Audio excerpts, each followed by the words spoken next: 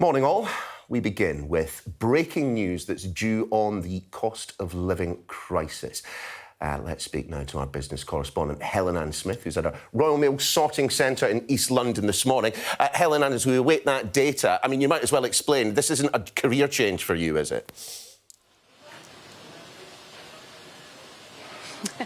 It's not a career change for me, but it's really, really interesting to see what goes on at a Royal Mail sorting centre. But look, we're here to talk about wages, to talk about the employment data in the economy. We get a big dump this morning. It tells us all sorts of things about unemployment, employment figures and all the rest of it. But the thing we're really interested in is wages, and particularly wages in terms of how they keep up with inflation. And we just have had the figure drop. So in the 3 months, so the 3 months, April to June, compared to what it was last year, in real terms, workers' wages fell by 3%. So what that essentially means is when you compare it to inflation in the real terms, in terms of how we feel in our everyday lives, wages going down by 3%. And worth saying, actually, that that's compared to a specific measure of inflation that actually includes things like housing and stuff. So it actually doesn't really affect your day-to-day sort of budget, if you like. So actually, once we have a bit more time and go through the data in a bit more detail, we'll try and get you that figure for what essentially in your day-to-day living without housing, how it would feel. But look, it's bad news for workers, of course it is. This is the 7th month in a row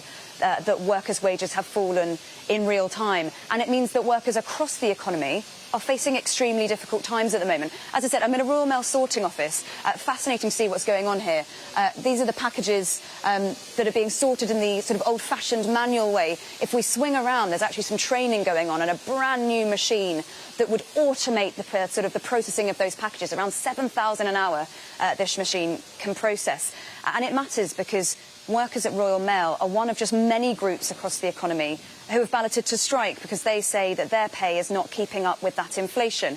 Royal Mail say that they've offered a very generous package, 5.5% linked to productivity, but the union at the moment have rejected that. But it's worth saying that it just shows, doesn't it, just the discontent across workers across the economy, because it's not just here at Royal Mail. It's in the trains, Network Rail, in the tubes. Nurses are thinking about balloting to strike, so are teachers, so are criminal barristers. In all these different sectors, workers finding the cost of living at the moment just very, very difficult to keep up with. Helen-Ann, we'll give you the opportunity to sort through the data. See what I did there. We'll speak to you again soon. Thanks very much for now. But let's talk about the weather, shall we? And after weeks of dry, baking hot conditions, much of the UK is today covered by warnings of flash flooding and thunderstorms. 3 Met Office weather warnings are, in fact, in effect this morning. That includes a yellow weather warning for thunderstorms across most of the UK.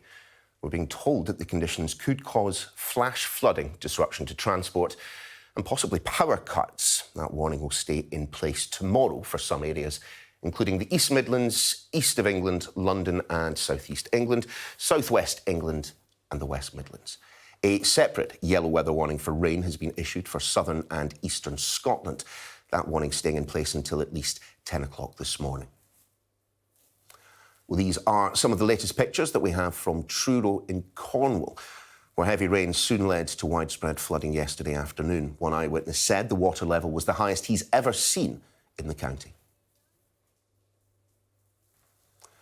Well, the flooding also made its mark across the border in Devon.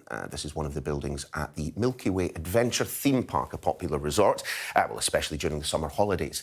Staff worked after hours to mop up the mess and, luckily, the park set to open today. Similar scene in parts of Scotland too. This footage was taken in Kilmarnock in East Ayrshire, where it's reported that police were forced to shut certain roads. And parts of Ireland have also been affected by the flooding. Drivers were urged to be extra cautious as the roads were inundated in a number of areas, including New Ross in County Wexford. Things didn't get much better as it started to get dark. Fire engines had to be deployed to help these 2 vehicles in County Carlow. And you keep sending us your pictures of the weather where you are. But now, 3 British men accused of being mercenaries fighting with Ukrainian forces against Russia have pleaded not guilty in a court administered by Kremlin-backed separatists in the Donetsk People's Republic. Let's speak to our correspondent, Ali Bunkle, who is in Odessa for us this morning. Ali, good to see you. Just explain exactly what is going on here. Significant concerns about these three Brits, not least because they could be facing a death penalty. Yeah, the Russians, if they capture any foreign fighters or people who they believe are foreign fighters, they are putting them on trial in some of the areas that they currently occupy. And this trial happened in what's known as the Donetsk People Republic by the Russians, but it is still officially a part of Ukraine, and a part of Ukraine that Kiev hopes to recapture in due course. These three Britons, John Harding, Andrew Hill, Dylan Healy, all captured in different places and doing different things. For example, Dylan Healy was an aid worker. John Harding was captured around the city of Mariupol. But they're all accused of being mercenaries by the Russians, and they've all pleaded not guilty to that. So they will be back in court in October. Now, the British government has very fiercely reacted to any kind of trials of this kind of British nationals, saying that they're show trials and saying that people should be treated as prisoners of war under the Geneva Convention and not put on trial and potentially sentenced to death. So a very serious situation potentially waiting those three Britons. Elsewhere, the fighting continues in every bit as a brutal manner as it has been for almost the last 6 months. The focus is around here in the southern front and perhaps potential counteroffensive on the city of Kherson, but also Europe's largest nuclear power plant at Zaporizhia, currently occupied by the Russians, but has been shelled a number of times in the recent days and weeks. The Russians blame the Ukrainians blame the Russians, but the United Nations and others around the world are saying, given that it is a nuclear power plant, it is a very, very worrying situation indeed, and they need the firing to stop around there so that inspectors can get in and make sure that it is safe. Ali, many thanks indeed. Now, you may well have noticed that we are exactly 3 weeks away from either Liz Truss or Rishi Sunak entering Downing Street. But tonight they'll head to Perth for the 7th Tory leadership hustings event and the only one to be held in Scotland. The Conservative MP for West Aberdeenshire and Kincardine, Andrew Bowie, joins us now and he's supporting Rishi Sunak. Mr Bowie, great to have you on the programme this morning. Rishi Sunak heading north to take part in the hustings. We keep our fingers crossed that he doesn't end up in Darlington instead of Perth. What is his offer to the Scottish people? Well, look, Rishi is quite clearly the most capable and most competent person to hold this country together, to maintain Scotland's place at the heart of our United Kingdom. As a part of what he's offering, he's going to be making Scottish civil servants and the Scottish Government more accountable to the UK Parliament. That will involve asking Scottish Government civil servants to be more present in front of UK Parliament committees, so that we can hold the Scottish Government to account, their spending decisions, their performance in areas of health and education, so many areas that the Scottish people complain that the Scottish Government are not delivering for them. But at the same time, we're going to be making UK Government ministers more accountable to the Scottish Parliament, making sure that they are more visible and they attend Scottish parliamentary committees more often. But at the end of the day, Niall, whoever wins this leadership election, Scotland's place at the heart of this United Kingdom will always be at the front and centre of a Conservative and Unionist Party leaders' pitch. We are the only party that's standing front and centre to ensure Scotland's place at the heart of our United Kingdom, and we look forward to taking that argument to the country. With respect, is that it? Increased scrutiny of the Scottish Government? I mean, if that is your pitch for maintaining the Union, I'm going to gently suggest you might need to do a little bit more than that. Well, no, I mean, the other arguments stand alone, no matter who is actually our leader. Scotland's economic prosperity, Scotland's security, Scotland's place on the world stage, all of that will be assured by Scotland remaining a part of our United Kingdom. And all of that would stand true no matter who wins this leadership election. What we're talking about today is what Rishi Sunak would do if he became Prime Minister and how he would hold the Scottish Government more to account. I've lost track of the amount. As things stand, Mr Bowie, as things stand, it's not going to be Rishi Sunak who's the next Prime Minister, is it? On the basis of the polling that we have seen, and indeed another defection overnight to Liz Truss's team, Alan Cairns, switching from Rishi Sunak to Liz Truss, simply because he believes that the Foreign Secretary, not the former Chancellor, is the best person to save the Union. Look, I mean, you said yourself, we've still got 3 weeks of this contest to look forward to. I know you can't contain your excitement. We've still got many hustings across the United Kingdom. We've got one in Perth this evening. I look forward to seeing Rishi up here in the northeast of Scotland and Aberdeenshire later on this morning. We'll be taking our case to Conservative Party members north of the border, and we've got a long way to run. So I wouldn't pay too much attention to the polls. Look, I'm a Scottish Conservative. If I paid any attention to polls, and I wouldn't be sitting here at all, Neil. So the fact is that we've got a long way to run. We've got many thousands of party members still to speak to, and Rishi Sunak is very much in contention to be the next leader of this party, the next leader of this country, and that's what I'm working very much to making sure happens. As you will, of course, be aware, I mean, there are still large parts of Scotland which are incredibly deprived. There were reports just a few days ago that Mr Sunak has just spent £400,000 on a swimming pool. I mean, genuinely, is there not a part of you that is perhaps in any way concerned that someone who's richer than Croesus could be given the controls, the macroeconomic controls that being Prime Minister that come with being Prime Minister? Look, I'm not in politics, the politics of envy. I actually believe in the politics of aspiration. I think if somebody is successful... I think there's a genuine question to be asked. When someone has 600, 700, 800 million pounds in the bank, about whether or not there are perhaps concerns about them being given the controls, the levers to the economy. Well, if you're talking about whether Rishi Sunak can understand the problems and the situation facing many thousands, many millions of people in the country, of course he can. This is the man who saved 11 million jobs by creating the furlough scheme. This is the man who saved businesses from going under with the bounce back loan scheme and other things that he produced during the pandemic. This is the man who introduced ETAC to help out, to ensure that people working in hospitality had jobs to go to. This is also the man. This is also the man that ensured that BP and Shell didn't pay any tax on. This is also the man that ensured that BP and Shell didn't pay any tax on North Sea oil. No, this is the man that introduced the Energy Profits Levy just recently, increasing the tax on North Sea oil and gas production at the same time as incentivising further development of North Sea oil and gas, because what we need to do is get to a place where we're energy secure, energy self-sufficient, so that in the long run we don't face the same problems in our energy supply as we are facing right now. So to claim that he didn't introduce any tax on oil and gas is fanciful, frankly. They were already paying 45% tax on their profits ahead of the Energy Profits Levy, which Rishi Sunak introduced. Rishi has introduced many forms of taxation on the oil and gas industry to ensure that they pay their way and pay their fair share towards the British people who are struggling at this time. And in what he has done, he was also in part responsible for the 600, 700 million pounds that BP and Shell received from the government. This is the situation that we have at the moment. We have energy companies making record profits. We have them not paying any tax on North Sea oil extraction. We have people who cannot pay their energy bills. I would just like someone in the Conservative Party at the moment to concede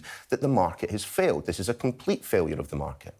Now, it's completely not true to suggest that the oil and gas sector are not paying tax. They are paying their fair share of tax. In fact, they're paying more in tax than ever before, thanks to what Rishi Sunak introduced as a part of the Energy Profits Levy. But the fact is we need to incentivise and improve and increase oil and gas production in the North Sea. If we aren't going to be further reliant on people like Vladimir Putin for our energy supply, if we are going to be energy secure and energy self-sufficient in the future, which will help drive down prices and make sure we aren't left at the mercy of fluctuations in the worldwide energy supply. I'm sitting here talking to you from Aberdeen, the northeast of Scotland, and I know, Niall, I don't need to tell you how important to this region's economy the oil and gas sector is. And that's why we've got to get it right. We've got to tax them what they are owed, and they are being taxed, and we've got to incentivise further investment in the North Sea. We are doing both those things, and Rishi Sunak, as Chancellor, ensured that we got the balance right between incentivisation and taxation, and that's what we're doing right now.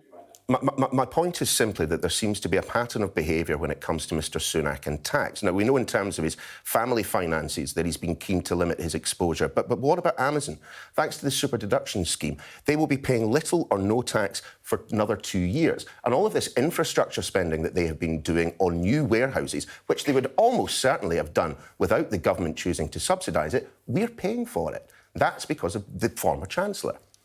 I'm sorry, I can't accept what you just said about Rishi Sunak limiting his exposure to tax. Rishi Sunak has paid every penny that he has owed to the UK Exchequer. He has always been a British taxpayer and remains a British taxpayer. So we put that to one side. In terms of the super deduction, we can put the non-dom thing to one side if you prefer. We look at every option. Sorry, no. I said we can put the non-dom thing to one side if you prefer. Look, his wife now pays and has now paid back every penny of tax that she was owed. And Rishi himself has always been a UK taxpayer and has paid every penny of tax that he's owed to the UK Exchequer. So he's not limited his exposure. I think that's fanciful, and I think we should put that to one side. And in terms of what we're doing, we're taxing British companies their fair share. We're making sure they invest in the future of this country. We're improving and increasing international investment in this country to ensure that we get the investment right, we build the infrastructure that's needed, and we move to a high-tech, low-tax, high-skilled economy that I know that we all want to see. That's what Rishi Sunak's plan is if he became Prime Minister. That's what he was driving towards as he was Chancellor, and that's what I think he would deliver if he wins his leadership contest. Does Rishi Sunak think that Nicola Sturgeon's an attention seeker? I think you could judge Nicola Sturgeon by her own actions. The twice Vogue cover star Nicola Sturgeon, whether or not she would claim that she was an attention seeker or not. The thing about what Liz Truss said in Exeter isn't that she claimed Nicola was an attention seeker. It's that we ignore the SNP. Now, we don't beat the SNP by ignoring them. We beat the SNP by taking them onto the ballot box and winning the argument. And that's what I want to see, and that's what Rishi Sunak would do if he became leader of the Conservative Party. Mr Bowie, I know Aberdeen very well indeed. In fact, my uncle and family stay up that way. Beautiful part of the world. Thanks very much for joining us. Take care. Thank you very much. And ahead of the Tory hustings roadshow heading to Scotland for the one and only time in the campaign, we'll be hearing from the SNP's Westminster leader, Ian Blackford, in just over an hour's time. Let's take a quick look through some of the papers. We'll start with the Mirror. It tells the story of Tammy Prescott, a terminally ill mother who says energy bills mean she can't afford to properly enjoy her final days with her two young daughters. The Eye has word that a next-generation COVID vaccine will be rolled out in the autumn, specifically designed to tackle the damaging Omicron variant. From Scotland, The National carries a poll which found that, well, no matter who becomes the next Prime Minister, support for independence will likely increase. Meanwhile, The Guardian hears that Whitehall civil servants could strike after they learned of plans to cut their payoffs in the event of redundancy.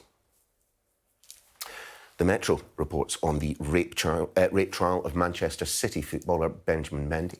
He denies the charges against him.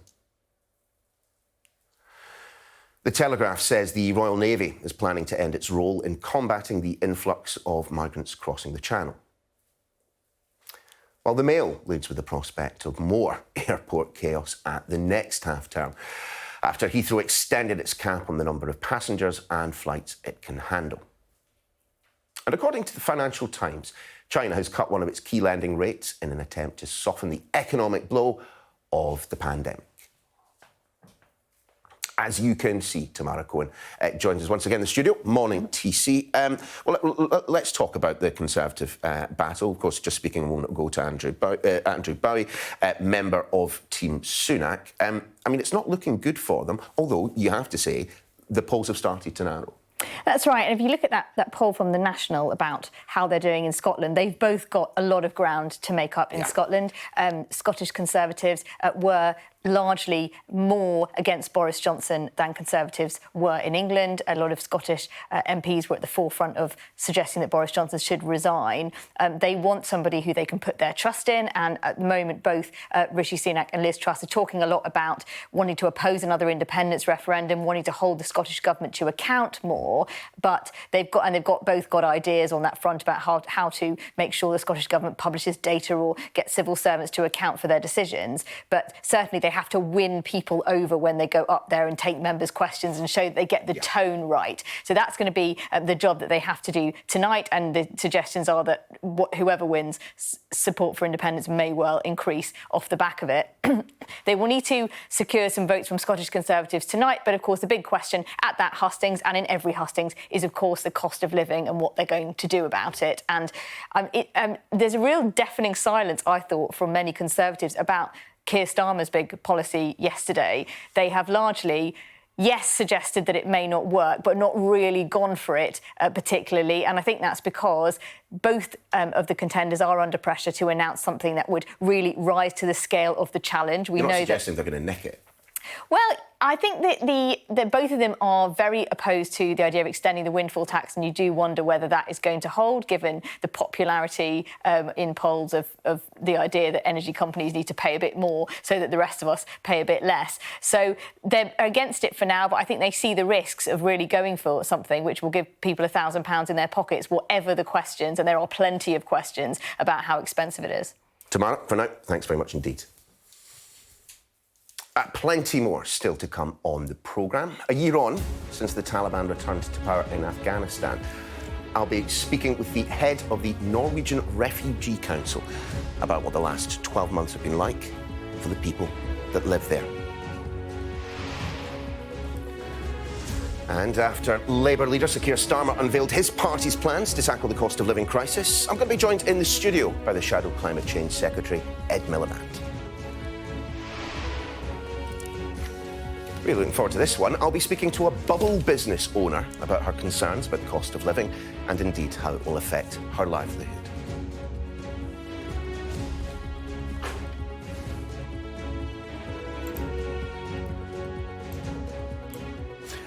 Well, I'm just back from my holidays. I wonder if any of you are going to be heading off, perhaps even heading off via Heathrow. Bit of news this morning about potential problems come the next half-term.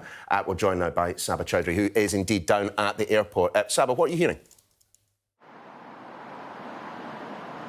Good morning, Neil. Well, agony for parents who may have had some holidays planned for the half-term period coming up in October, and that's because Heathrow Airport have extended their flight cap. It initially was running from just for the summer period. They introduced it in July, and that was until September the 11th, but they've now moved that date to October the 29th. Now, the airport is saying that this is because what they're doing at the moment is working.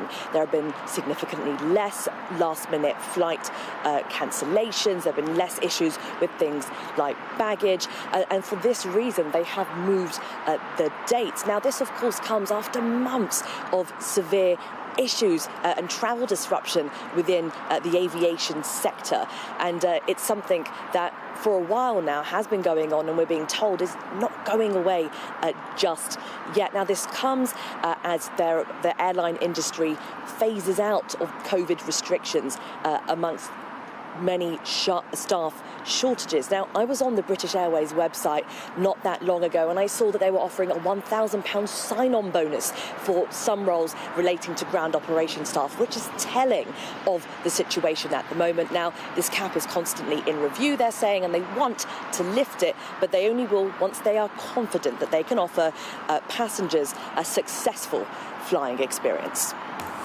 Saba, many thanks indeed.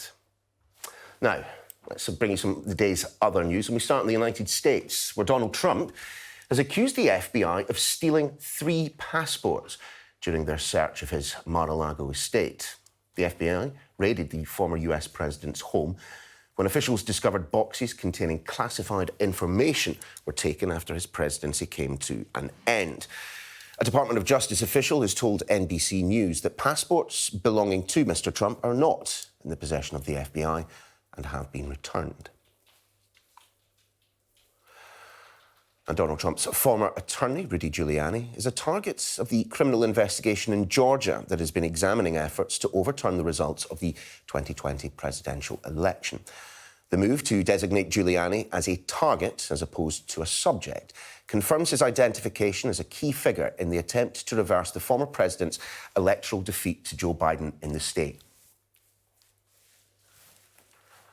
A British teenager has died while on holiday in Turkey. The 14-year-old boy reportedly got into difficulty while swimming at a hotel near Antalya on Sunday afternoon. The spokesman for the Foreign Office says they're supporting his family and are in contact with local authorities. US rapper A$AP Rocky has been charged with 2 counts of assault with a firearm in Los Angeles. The musician allegedly aimed a handgun and fired it at someone in November last year. Rocky, who recently had a baby with singer Rihanna, is due to appear in court tomorrow, where he's expected to enter a plea. To Kenya, where Deputy President William Ruto has been declared the winner of the presidential election, amidst, as you can see, scuffles and indeed allegations of vote ringing He narrowly beat his rival, taking 50.5% of the vote, according to the official results. Sky's Africa correspondent Yusra El-Baghir spoke with him shortly after the announcement. How will you respond to a contested election outcome? This election, to the best of our knowledge and understanding, is over. We are a democratic country.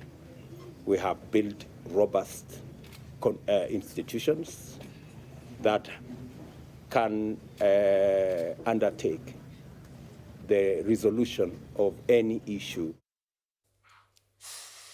Over 1 billion Barbie dolls have been sold since she first hit the shelves in 1959. But now the first ever doll with hearing aids is joining the lineup. Well, she's been launched by Strictly champion Rose Ayling-Ellis, who's been deaf since birth. She says she used to draw her hearing aids on her dolls when she was little, adding that she was thrilled that kids can celebrate and embrace their differences with the new range. Other additions include the first Ken doll with a skin condition, one with a prosthetic limb, and another in a wheelchair.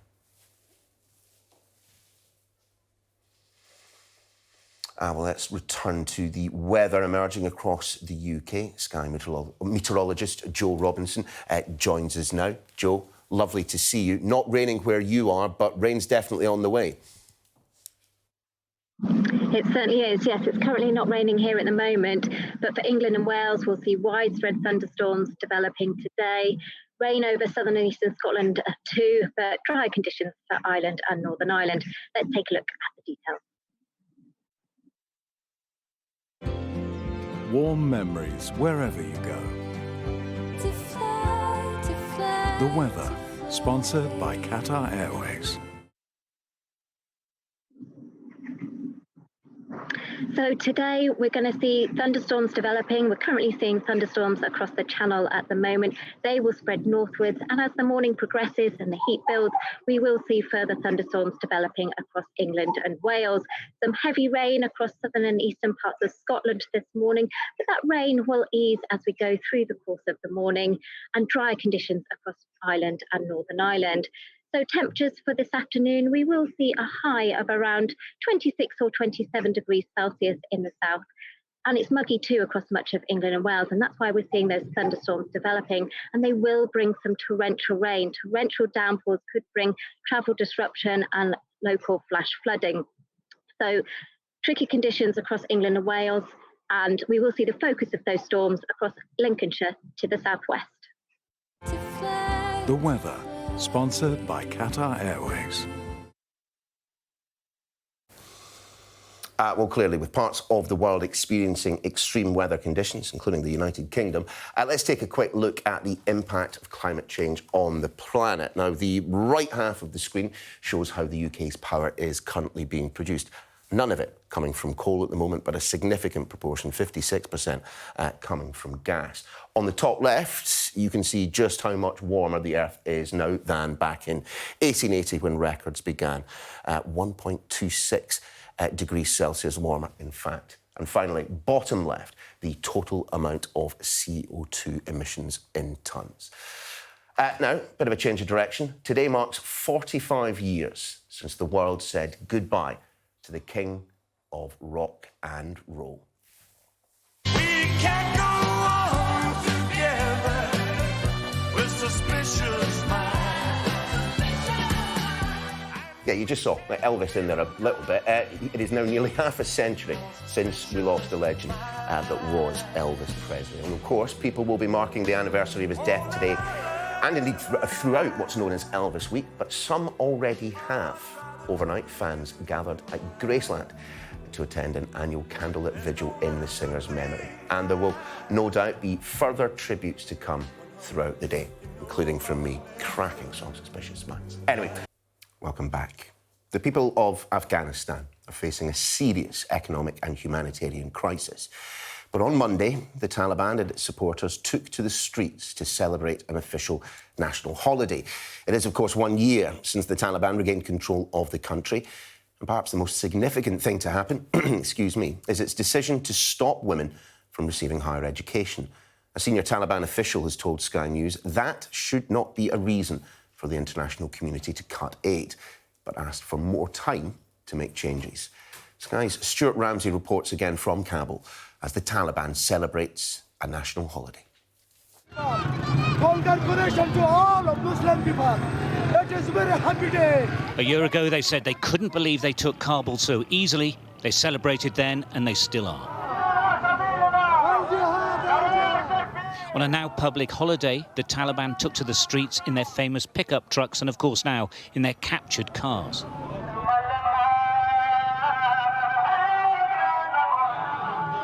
To this conquering army, NATO's greatest failure was never in doubt. They say they always knew. These enormous convoys have been going on continuously. As you can see, they're all still fully armed. I think what the message from the Taliban to the outside world is, we're here, we're still armed, and we're here to stay. Exactly a year on, the Taliban continued a new tradition of a televised media event, open to the international media, but overwhelmingly attended by loyalists. Special Forces soldiers struggle to hold back people eager to get inside, and seems somewhat at a loss what to do with women. In the audience, Taliban royalty, including Anas Haqqani, a powerful 28-year-old leader and negotiator with the United States in Doha. His arrival sparked a flurry of activity by the press corps eager for pictures of him. By chance, he sat behind me and we started chatting. He told me economically Afghanistan is struggling because foreign aid has been slashed and assets frozen. The key sticking point with the international community is education for girls. In his interview with Sky News, he hinted at compromise, but explained it would take time to convince the Taliban's old guard, saying the world must give him some room. This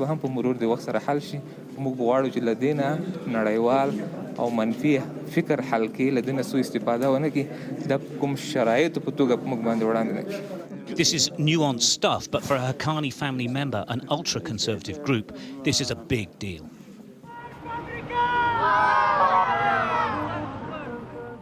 How the world deals with the Taliban in the future is undecided, of course. For the foot soldiers celebrating outside the now mothballed American embassy, a symbol of a failed campaign to change Afghanistan, none of this really matters right now. In truth, many of these Taliban were babies when the war started.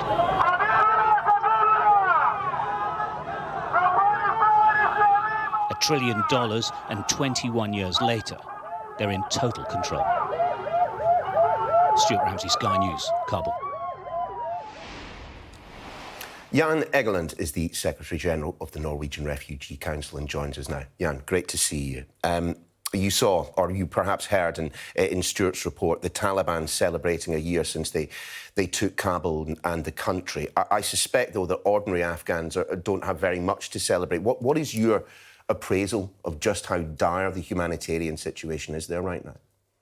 Well, it couldn't have been worse. And still, it is going to be a free fall further down this winter unless the Western countries that ran for cover in exactly 1 year ago and left 40 million civilian Afghans behind, unless the West is having a renewed dialogue with the Taliban to try to restore the economy. There has been a total collapse in the economy of Afghanistan. It was dire before. So even though there is less fighting, there is more access to communities that we, the aid workers, can reach now. We couldn't during the years of war. There is no income and people are starving. Through Stuart's reporting yesterday, we saw just how catastrophic the situation was, particularly in the hospitals. The Norwegian Refugee Council themselves have seen on the ground, babies dying, people starving, and yet the West doesn't seem particularly minded to, as you put it, to work with the Taliban.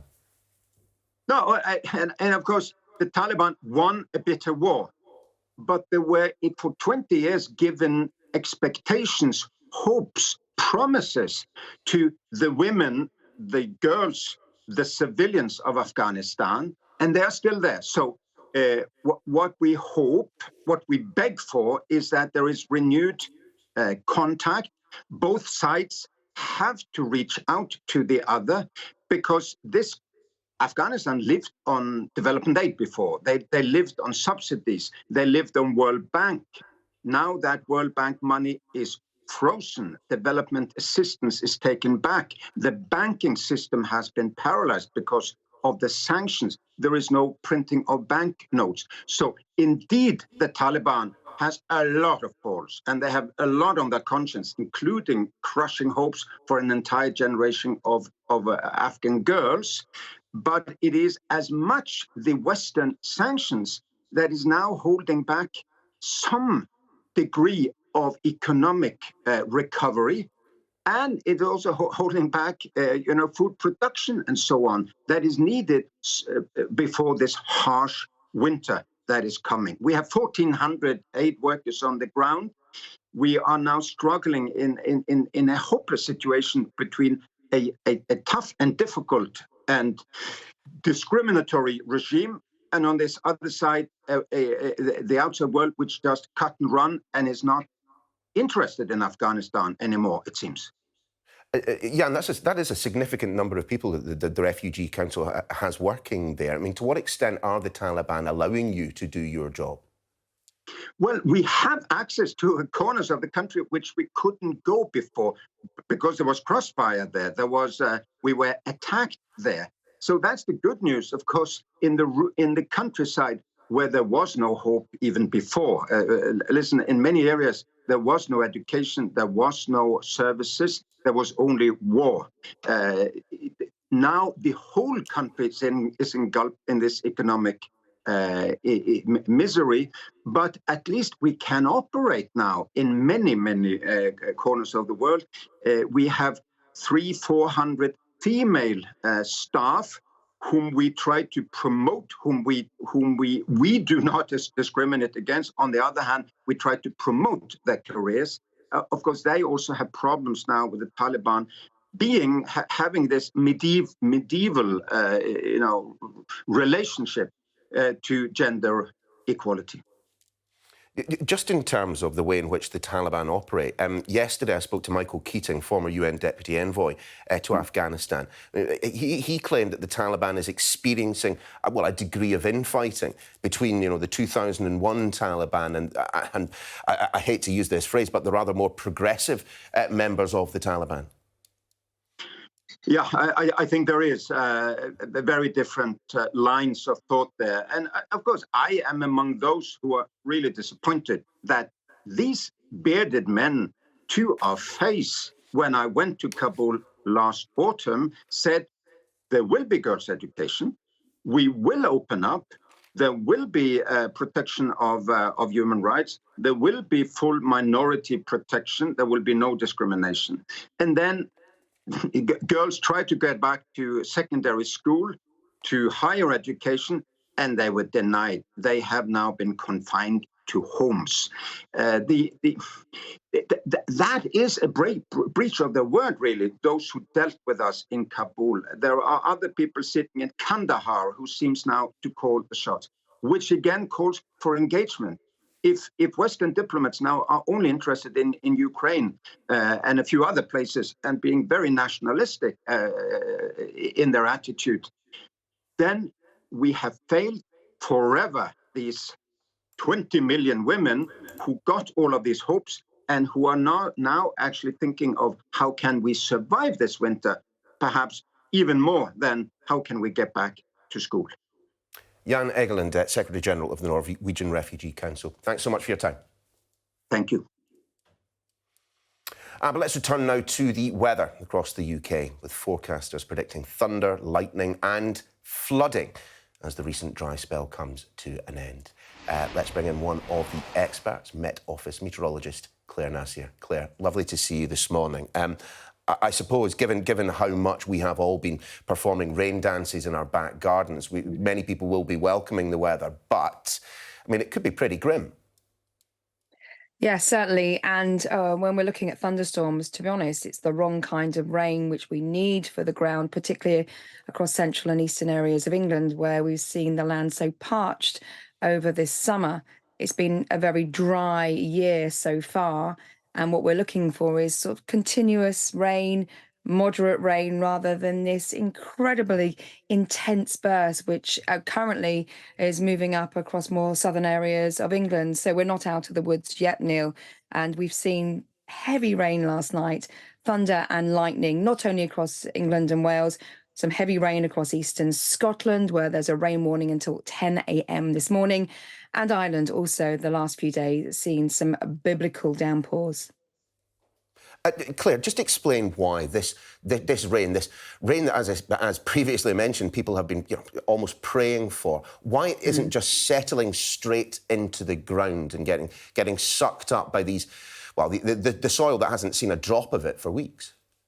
Well, right now the soil is very thin, but also very hard, and the rain just bounces off it, to be honest, Neil. It doesn't absorb it, so there's no mechanism to actually bring in that moisture, which allows the soil just to be moist, which is what we see most of the year across the UK. So these hard, parched lands are just seeing this rain run off. And that's when we've seen flooding, localized flooding, and that's going to be the case again today as these thunderstorms march their way northwards and develop in situ across England and Wales. There's a warning out right the way through today across England and Wales.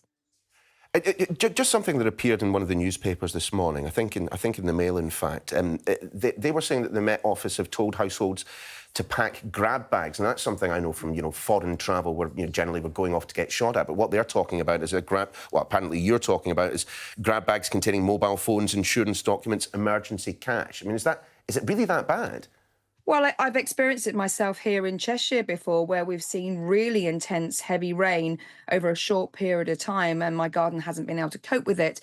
And the waters were running high, so high, actually, that they were just seeping into my back door. And that's pretty much the situation the Met Office is talking about. We're talking about intense rain, which over just a couple of hours, we could see up to 50 millimetres in places. And that really has an impact on the ground because it can't absorb the rain and it has to go somewhere. So for low-lying properties, which perhaps have been built on a floodplain, yes, there is a risk of flooding in properties.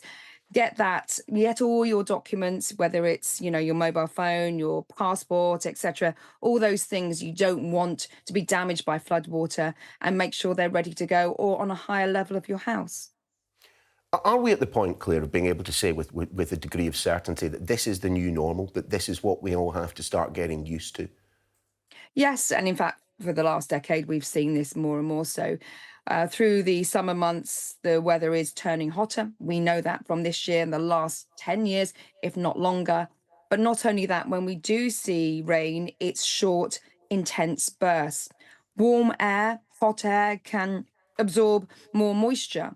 And that is one of the precursors for thunderstorms. And that's exactly what we've seen over the last 24 hours or so. So, yes, climate trends suggest that even though our summers are going to be drier and hotter, when you do see the rain, it's going to be more intense.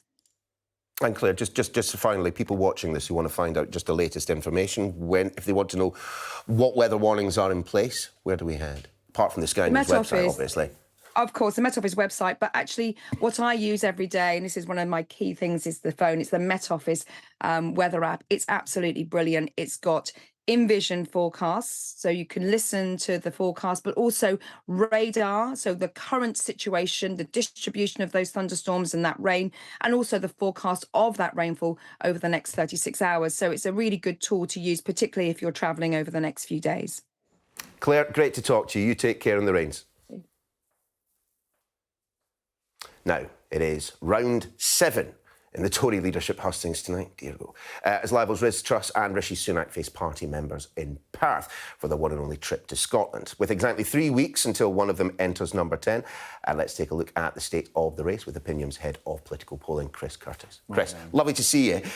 Let's get straight into voting intentions then. When we're taking a look at Rishi Sunak versus Liz Truss, well, I mean, it's pretty straightforward, isn't it? I mean, she's got it in the bag. Yeah, it's not close. So this is our latest poll from the weekend. We interviewed a little over 500 Conservative Party members and 22-point lead for Liz Truss. That lead has, if anything, just been growing ever since we had these final two candidates I don't know, 10 years ago, it feels like, when this race originally started. So, yes, I mean, at this point, we're starting to feel fairly confident, if not very confident, that Liz Truss is going to be Prime Minister in September.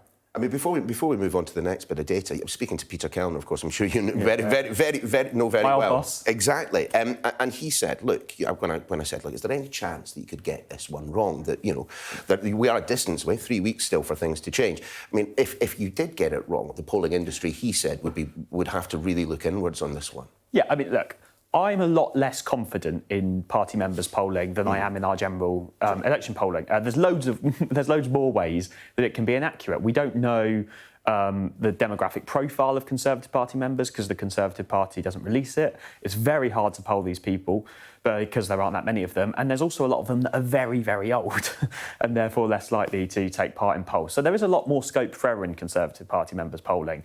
But this kind of lead is not the kind of lead that's overcome, usually by a small polling error.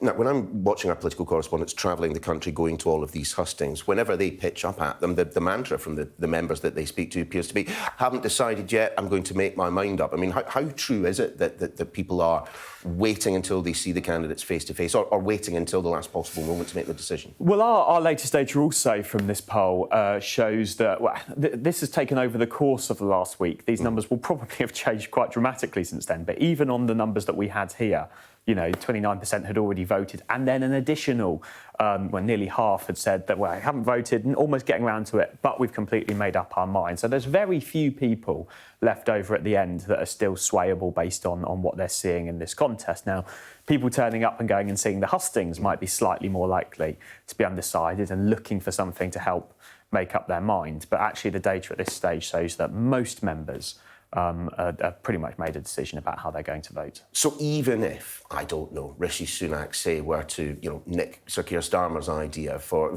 sorting out the energy, it came forward with something big, genuinely a kind of an eye-catching policy, might not have much of a shift in the polls there. Well, I'm not sure that's the kind of thing that would best appeal to Conservative Party members, true regardless. I mean, look, theoretically, if you take everybody who says that they're going to vote for Rishi Sunak and everybody who says that they might change their mind, and you add those two groups together, you do get to a number that is higher than Liz Truss's number. But I think it's very unlikely that's the outcome that we're heading for. So in terms of the issues, what is it that is swaying people to one or t'other? Yeah, so one of the things we did on this poll was we asked people who were voting for the two candidates what the main reasons were that they were doing so. This is the top two reasons why people are voting for Rishi Sunak. Ultimately, that top one over there, better at managing the economy. He's been putting forward this almost Cameron-esque fiscal responsibility is important. We have to be grown-ups. We have to care about the public finances. We have to care about balancing the books. Just to be clear, this does not mean that 10% of party members believe that Rishi Sunak is intelligent. That's just their stated 10% of those who are voting for him. Yeah, what we're doing is we're asking people who are voting for him what's the main reason. The minority of members who are voting for him, what's the main reason that you're doing so? And these are the top two. It is to do with, you know, the minority who are supporting him, they're being driven by this idea that he's the grown-up who can manage the economy best. And I think, do we have time just to have a quick look at the last? No, we don't. We do. Just here we go, Liz Truss. Again, you know, the loyalty to Johnson is an interesting one. Yes, I mean, it's a theme that runs across all three of these. Ultimately, the reason the majority of members are voting for Liz Truss is because they don't trust Rishi Sunak so much, particularly the fact that he resigned from Boris Johnson's cabinet in a way that Liz Truss didn't. So 3 weeks to go. Things could still shift in some ways, but as things stand, if you're a betting man, I mean, there's only one place that people are putting the money at the moment, isn't there? The overwhelming likelihood is that Liz Truss is going to be giving that conference speech to the Conservatives this September or October. Chris, lovely to talk to you. And, of course, if you get it wrong, we'll get you back on to explain why. Thanks very much indeed. Now, let's take you through some of the pictures of the day. And as we've been discussing, rain finally falling in some parts of the United Kingdom. Well, this stark photo was taken at a park in Warwick, showing the difference between, on this side, the natural parched grass and the artificial grass over there on the right. Here's another interesting picture you'll already seen if you've been watching since the top of the hour. Removal vans have been seen in Downing Street as Boris Johnson prepares to leave Number 10 in just under 3 weeks' time, when either Liz Truss or Rishi Sunak will be taking office. Boris Johnson currently on holiday with his family in Greece, but a spokesman said he'll return this weekend. Now, the UK's only outdoor skydive machine opens for the first time to the public today. Not for me. Some thrill seekers, like 13-year-old Adam Carter, pictured here, got the chance to experience the attraction early. It is part of Hang Loose Adventure in Kent, which also boasts a 46-metre drop swing and England's longest zip wire. Now, the London premiere for House of the Dragon was last night. Some of the cast is turning up. The stars of the show, including Paddy Considine, who you just saw there, Matt Smith, also a big role in it. They all walked the red carpet ahead of the release of the first episode next week. To celebrate the series' launch, an Iron Throne was placed at Leicester Square for the cast and indeed the general public to pose with. We will have much, much more on that breaking news around people's wages and, of course, the threat of thunderstorms across the UK after this.